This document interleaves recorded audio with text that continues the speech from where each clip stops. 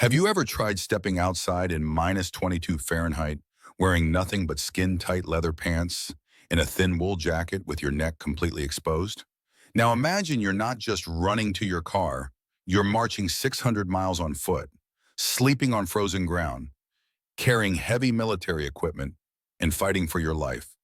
For generations, we've been fed fairy tales about the War of 1812. Textbooks and mainstream historians keep pushing the same ridiculous narrative. Napoleon Bonaparte, the greatest military genius of his era, supposedly just forgot to check the weather forecast and failed to account for Russian winter. Do you honestly believe that the man who conquered all of Europe was stupid enough to send an army of 600,000 soldiers into a frozen hellscape dressed in summer parade uniforms? This sounds like complete madness, yet this is exactly what they expect us to swallow as historical fact. Take a close look at the paintings from that era. Examine the engravings made by eyewitnesses. Study the museum artifacts. What do you see? Pure absurdity, a theater of the absurd where the actors forgot to change costumes. Soldiers from both armies, French and Russian alike, look like they're heading to a pleasant spring stroll down the Champs-Élysées, not a deadly battle in the snows of Russia. Let's set emotions aside and apply cold logic and basic physics. The human body is a biological machine that requires a specific temperature range to function. At minus 20 or 30 degrees Celsius, the temperatures mentioned in historical records, heat loss in that kind of clothing would cause hypothermia within hours. Consider the breeches. Think about what they actually were. Tight, form-fitting pants made from elk or deer leather or dense wool fabric, often put on while damp, so they would dry directly on the body and achieve a perfect fit. This is fashion for palace ballrooms, for impressing aristocratic ladies. This is absolutely not combat gear. Wearing this in freezing temperatures is physically impossible. Leather stiffens in the cold, becoming an icy shell that sucks the remaining warmth from your muscles. Wool, once wet from snow, turns into a frozen crust. And remember, they had no thermal underwear, no synthetic insulation, no modern moisture-wicking fabrics. Official history tells us, well, that was the fashion. Beauty demanded sacrifices. Sacrifices of hundreds of thousands of lives. Are you serious? Did neither Kutuzov nor Napoleon think to provide their soldiers with fur coats, felt boots, and warm hats? Why do all the ceremonial portraits show generals in unbuttoned uniforms, without scarves, wearing thin gloves, or none at all? The answer they're hiding from us is both shockingly simple and terrifying. They weren't idiots. They were dressed appropriately for the weather. The weather was simply completely different. We are standing at the threshold of exposing a climate catastrophe that occurred remarkably recently in historical terms. Let's examine the equipment more closely. The shakos, those tall headpieces made of leather and cardboard, yes, they protect against saber strikes, but they're absolutely useless against cold. Ears exposed, neck exposed. Think about real winter. The first thing anyone does is cover their ears and neck. Yet here we have hundreds of thousands of men marching with their necks completely unprotected. Knapsacks made of calfskin, white cross belts that needed constant whitening with chalk. In field conditions, amid mud and soot, keeping them clean would be impossible. Yet in the paintings, we see this uniform maintained perfectly until the very end. Why do historians remain silent about the fact that such clothing is perfectly suited for the climate of Italy or southern France, but absolutely not for the Smolensk road in November or December? Now look at the footwear. These aren't boots. They're ankle shoes with paper-thin soles, often studded with metal nails. Metal is a thermal bridge. In severe frost, those nails freeze instantly, conducting cold directly to the foot. This guarantees frostbitten toes. Yet we're told that the French, Italians, Spaniards, southern peoples, genetically unsuited to cold, heroically endured it. This is a lie. You cannot negotiate with physiology using patriotism. When the body gets too cold, it shuts down. The entire design of early 19th century military uniforms is a hymn to ventilation, not insulation. High-standing collars that don't seal tightly around the throat, leaving gaps. Slits in the coattails, complete absence of mittens. Have you ever tried loading a flintlock musket with bare hands at -4 Fahrenheit? Try grabbing a metal ramrod in freezing temperatures. Your finger skin will instantly stick to the metal. You can only tear it off along with your flesh. Now imagine doing this in combat, under fire, every 2 minutes. Tens of thousands of soldiers should have lost the skin on their hands after the first battle. But historical chronicles contain no mass accounts of such injuries. Therefore, the metal wasn't freezing. The air was warm. Consider the thermal logistics. According to the official version, the army camped in bivouacs under open sky or in light tents. 600,000 people. Picture that number. That's the population of a major American city suddenly finding itself in an open field in winter. To keep that many people warm by campfires in extreme cold would require burning colossal amounts of wood. Mathematical calculations yield staggering figures just to maintain life, not comfort, but mere survival. Such a number of people would need to clear-cut approximately 120 acres of forest daily. During the march from the Neman River to Moscow and back, they should have left behind a scorched strip dozens of miles wide without a single tree remaining. But in period paintings, we see beautiful tree-lined roads, intact groves on battlefields. Where did the firewood come from, dear historians? Shipped from France? That's absurd. The only logical explanation, they didn't need to huddle around fires around the clock. They weren't fighting for survival every night. The climate allowed sleeping on the ground, covered with a greatcoat, without waking up dead. There exists a hypothesis that makes academic historians tremble with rage. The campaign of 1812 unfolded in completely different climatic conditions. This was a war in subtropical territory. Or even more frighteningly, the climate strike occurred during the campaign itself. Picture this. An army sets out in September when it's 77 degrees outside, orchards are blooming, and everyone expects a mild autumn. Then suddenly, overnight, the temperature plummets to -22.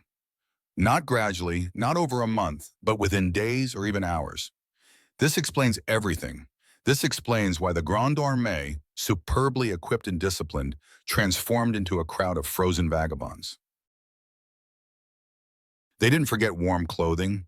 They simply didn't need it in the world where they started the war. The world changed instantaneously, a planetary-scale catastrophe, all mentions of which have been erased, leaving us only ridiculous legends about General Frost. But let's dig deeper. Did winter even exist in the way we understand it? Look at the architecture of that period. Enormous windows in palaces, no vestibules, gigantic doors in St. Petersburg, Moscow, and noble estates. How do you heat a room with 16-foot ceilings and floor-to-ceiling windows using wood-burning stoves in brutal cold? Thermophysics gives a clear answer. You don't. You'd simply be heating the street. This means the climate was mild, warm, without extreme sub-zero temperatures. And military uniforms perfectly match this climate. Light wool coats, leather breeches, ankle boots. This is gear for temperatures no lower than 50 degrees Fahrenheit. Anything colder is a death sentence for an army in field conditions. Yet historians keep insisting on the severe winter of 1812. Where's the logic? If winters had always been so harsh, then over a century of military uniform evolution, it should have evolved to resemble the gear of Arctic peoples. We should see armies in parkas, fur pants, mukluks. Instead, we see European dandies who for some reason decided to fight in waist-deep snowdrifts. Here lies a monstrous substitution.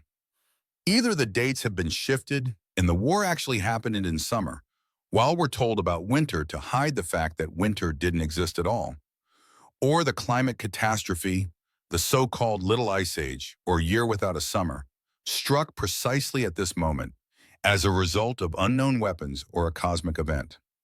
Remember officers' memoirs. Many campaign participants write in their diaries not about frost, but about rain and mud in December. Rain near Moscow in December. This is direct evidence of subtropical climate.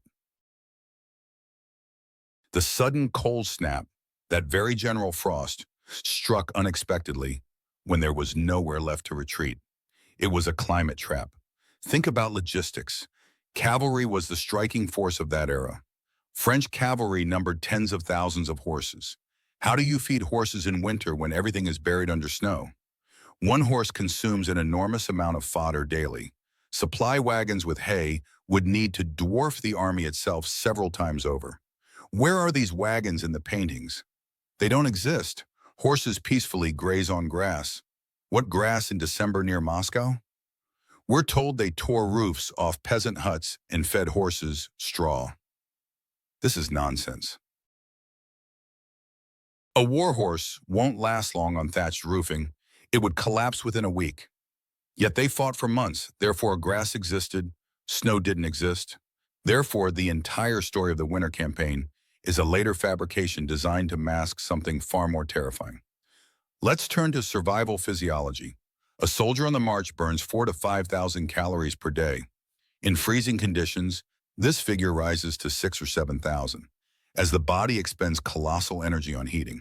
What did they feed the army? Hardtack, porridge, occasionally meat. To get 6,000 calories from hardtack, you'd need to eat several pounds. On the march, this is physically impossible to digest. They had no energy bars or sports nutrition. Under winter conditions and the meager rations described in memoirs, the army should have died from simple dystrophy within 2 weeks. Not from enemy bullets, but because soldiers' hearts would simply stop from energy depletion. Yet they fought, hauled cannons, built bridges in icy water. This means either there was no frost or supply was conducted entirely differently, using food preservation and synthesis technologies lost after the catastrophe. Speaking of canning, officially, Nicholas Appert invented canning specifically for Napoleon's army in 1810. Glass jars, boiling, hermetic sealing. But supposedly they weren't widely used. What if they were? Maybe battlefields were littered with millions of empty cans that later rusted away. No, we observe strange emptiness. The infrastructure of that war raises more questions than answers. Roads. The famous Old Smolensk Road. What was it? A dirt track. In autumn and spring mud season, heavy artillery cannot pass on dirt roads. Wheels sink up to the axle. 600,000 people would turn any road into impassable muck within an hour of marching. Yet the army moved swiftly. The speed of Napoleon's forces was phenomenal, even by 20th century motorized standards. This is possible only if they were walking on solid quality imperial roads with hard surfaces. Those same roads of the ancient civilization, remnants of which are sometimes found beneath layers of asphalt or in deep forests as mysterious paved routes leading nowhere. A topic inseparably linked to climate is the state of the ground. We know about so-called buried floors worldwide. Buildings in Moscow, St. Petersburg, Kazan, Omsk, and in Paris and Rome, too, are sunk several yards into the earth. They lie to us about cultural layer. Supposedly, people didn't clean garbage from streets for centuries, and buildings gradually sank. Do you believe palace residents waded knee-deep in filth and manure, so lazy they simply added floors on top? No, these are traces of catastrophic sediment deposits. Flood, mudslide, matter falling from the sky. Call it what you will. And the War of 1812 strangely coincides with this period. What if the snow that memoirists describe wasn't snow at all? What if it was ash or some white chemical substance that fell after the cataclysm? This explains why this snow didn't melt, why it behaved strangely, why people and animals died from it, not just from cold, but from poisoning. Examine Vereshchagin's paintings dedicated to this war. Yes, they were created later, but the artist carefully studied the materials. In them, we see strange snowdrifts through which green foliage is visible. Green leaves in snow. Historians will say artistic license. We say documentary evidence of sudden climate change. The moment when summer turned to winter within hours. Trees didn't have time to shed their leaves. They were frozen in place or buried under an unknown substance. This wasn't a war between nations. This was a rescue operation, or conversely, territory cleansing under conditions of global disaster. Perhaps Napoleon's and Kutuzov's armies weren't fighting each other at all in the way we're told. Perhaps they were jointly trying to survive or seize control of remaining resources after the old world collapsed. And the battles were clashes over food and shelter in a world gone mad with terror. But remember the Moscow fire? We're told Russians themselves burned their ancient capital so it wouldn't fall to the enemy, while Napoleon sat in the Kremlin watching the flames. But wait, stone buildings don't burn hot enough to melt bricks. Yet in Moscow there's evidence of melted stone. Regular fire temperatures don't reach such values. This resembles a precision strike with high-technology weapons. And this strike could have triggered climate change. Nuclear winter, a 20th century term, but perhaps a 19th century phenomenon. Ejection of colossal amounts of soot and dust into the atmosphere blocked the sun, temperatures plummeted, and that's when light leather breeches and decorative shakos became a death trap. Armies entered a blooming land and found themselves in an icy desert. They weren't fools who forgot their fur coats. They were victims of planetary force majeure. Another fact that demands attention. Where are the mass graves of hundreds of thousands of fallen? According to official data, over 500,000 people died. Where are their remains? The fields near Borodino should be covered with bones. Archaeologists find buttons, buckles, cannonballs. But where are the skeletons?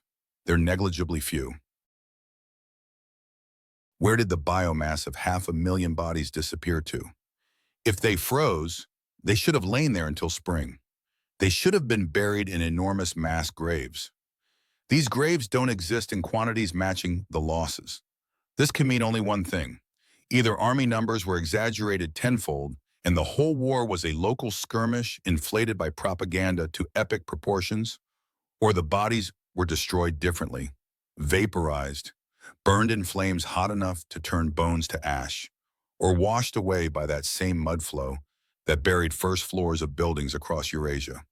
Place images of a Russian and French soldier from 1812 side by side. Remove uniform colors. Forget about flags. What do you see? Twins, identical cut, identical shakos, identical epaulets, identical knapsacks, identical weapons. We're told it was common European fashion. But excuse me, in wartime when national survival is at stake, nobody thinks about fashion. They think about distinguishing friend from foe. In gunpowder smoke, in the chaos of hand-to-hand combat, how do you tell your soldier in a blue uniform from the enemy in dark green when both are covered in mud, soot, and blood? The silhouettes are identical. This contradicts all laws of military psychology.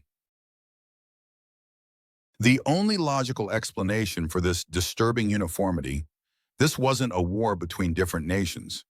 This was a civil war within a single global empire spanning all of Europe and part of Asia. The empire style that dominated then isn't called imperial for nothing. This was the style of a unified ancient civilization living its final days before being wiped from the face of the earth and having its history rewritten, its united people divided into warring nations. Look at maps of that time, strange border inconsistencies, names of vanished cities, rivers flowing the wrong way. And most importantly, the purpose of Napoleon's campaign. Why did he march on Moscow? The capital of the Russian Empire was St. Petersburg. That's where the Tsar sat, that's where the court was, the ministries, the treasury, the fleet. Any strategist wanting to defeat a country strikes at the head, the capital. A blow to St. Petersburg would have been deadly and swift. From the border to St. Petersburg is a shorter route, better roads, easier sea supply. But Napoleon, this supposed genius, turns his armada and pushes deep into the continent, toward the old capital, which, according to official history, was a merchant city, mostly wooden. Where's the logic? There is no logic if you believe the textbooks. But everything falls into place if we allow for the existence of Great Tartary. Moscow wasn't just a city, it was a border outpost, or even the capital of that other Russia, Muscovite Tartary, which we're forbidden to know about. Napoleon and Alexander I might not have been enemies but allies. The United Army of Europe and pro-Western St. Petersburg was marching to crush the East, to destroy the remnants of ancient horde civilization. Why do uniforms of that era so resemble ancient armor, only made of fabric? Epaulets like shoulder guards, cuirasses, helmets with crests. This is cargo cult, imitation of ancient protective technologies whose meaning was lost. They wore uniforms that copied protective suits of the past, but no longer possessed their properties. And when true frost struck, artificial or natural, this theatrical costume offered no protection. Note the demographic collapses.